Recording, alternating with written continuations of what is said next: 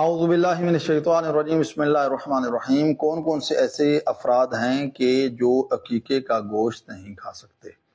یاد رہے کہ عقیقے کا گوشت کھانا وہ کسی کے لیے بھی حرام نہیں ہے۔ کچھ افراد ایسے ہیں کہ جن کے لیے مکروہ بیان کیا گیا ہے عقیقے کا گوشت کھانا۔ ان میں سے سب سے پہلی ہے بچے کی ماں۔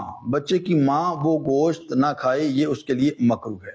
اور وہ شخص کے جو بچے کے اخراجات اٹھا رہا ہے اس کے اوپر بھی گوشت کھانا مکروہ ہے، چاہے وہ دادا ہے۔ اگر دادا بچے کا وہ اخراجات برداشت کرتا ہے تو اس کے لیے کھانا بھی مکروہ ہے، اور اگر والد ہے جو کہ اخراجات برداشت کر رہا ہے بچے کے تو اس کے لیے بھی یہ گوشت کھانا عقیقے کا وہ مکروہ ہے۔